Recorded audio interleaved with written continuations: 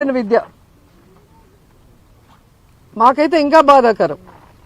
Rayalaseema lift irrigation ని మొన్న చూసాం మనం. రేవంత్ రెడ్డి గారు అసెంబ్లీలో మాట్లాడేది చూస్తే చంద్రబాబు కంటే ఎవరైనా రాయలసీమ ద్రోహి ఉన్నారా? నువ్వు పుట్టింది రాయలసీమలో, పెరిగింది రాయలసీమలో, ఈరోజు నువ్వు సీఎంగా ఉన్నావు అంటే ఆ రాయలసీమ ప్రజల ఆశీస్సులతో. అలాంటి రాయలసీమకి వెన్నుపోటు పొడవాలన్న ఆలోచన నీకు ఎలా వచ్చిందని నాకు అర్థం కావట్లేదు.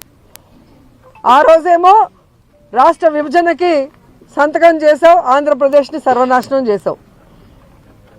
ఈరోజు రాయలసీమ లిఫ్ట్ ఇరిగేషన్ పని చేయకుండా ఆపేసి రాయలసీమకు అన్యాయం చేస్తున్నావు. రాయలసీమ ఏం తప్పు చేసింది? మీకేం అన్యాయం చేసింది? ఈరోజు రాయలసీమ కరువు శాశ్వతంగా పరిష్కరించాలన్న ఒక గొప్ప ఉద్దేశంతో జగన్మోహన్ రెడ్డి గారు ఈ రాయలసీమ లిఫ్ట్ ఇరిగేషన్ తీసుకొచ్చారు. 960 కోట్లు దీనికి వెచ్చించడం జరిగింది. మన శ్రీశైలంలో వాటర్ని మన రాయలసీమకే కాదు, ముఖ్యంగా నెల్లూరు జిల్లాకు కూడా సాగునీరు తాగునీరు ఇస్తారు ఆ ప్రాజెక్టు పూర్తయితే. అలాంటి ప్రాజెక్ట్ని పూర్తి చేయాల్సింది పోయి హైదరాబాద్లో మీ ఆస్తుల్ని కాపాడుకోవడం కోసం ఈరోజు రాయలసీమ భవిష్యత్తును మీరు ఎలా తాకట్టు పెడతారు? మీరు రాయలసీమకి వెన్నుపోటు పొడిచిన విషయము ఈరోజు మీ పార్ట్నర్ ఓటు నోటు కేసులో నీతో పాటు దొంగ మీ పార్ట్నరే స్వయంగా అసెంబ్లీలో ప్రకటించారు. నేను రాయలసీమలో పుట్టాను, రాయలసీమ అంటే నాకు ఇష్టమని ఇంకొకటి చెప్తాడు. Pawan Kalyan deputy CM. మరి ఎక్కడికి వెళ్ళావు పవన్ కళ్యాణ్? ఈరోజు రాయలసీమకు అన్యాయం జరుగుతుంటే,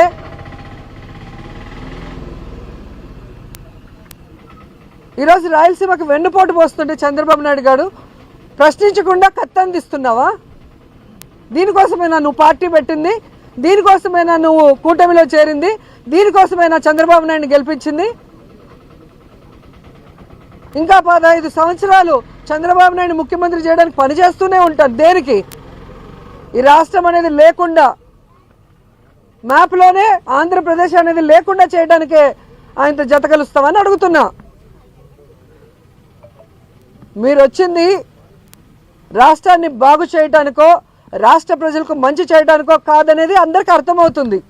కేవలం కక్ష సాధింపులు, రెడ్ బుక్ రాజ్యాంగం అంటూ ఏ విధంగా విచ్చలవిడిగా అరాచకాలు చేస్తున్నారు, అన్యాయాలు చేస్తున్నారు, దోపిడీలు చేస్తున్నారు ప్రజలందరూ గమనిస్తున్నారు.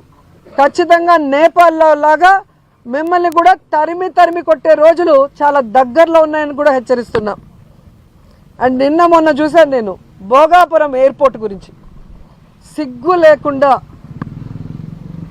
సెంట్రల్ మినిస్టర్ రామ్మోహన్ రావు గారు, అచ్చెన్నాయుడు వీళ్ళందరూ కూడా చంద్రబాబు నాయుడు కృషి చేశాడంట. ఏం కృషి చేశాడు నాయనా? ఎన్నికలు ఉన్నాయంటే నెల ముందర రాయేయటమా? ఇలాంటి రాళ్ళు రాష్ట్రం మొత్తం వేశాడు. ఏ రోజు ఏ రాయికి పనిచేయలేదు. జగన్మోహన్ రెడ్డి అక్కడికి వెళ్ళి ల్యాండ్ అక్విజిషన్ చేయటం కానీ, అక్కడున్న రైతులకి కాంపన్సేషన్ ఇచ్చి పునరావాసం కల్పించడం దగ్గర నుంచి, దానికి అమౌంట్ని కేటాయించి